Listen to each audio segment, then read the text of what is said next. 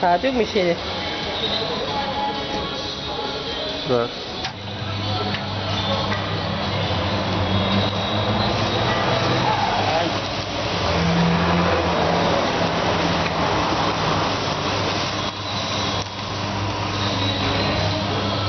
Bak mükemmel oldu.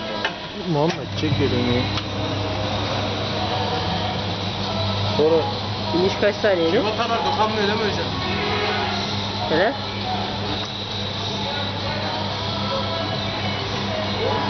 Tamam.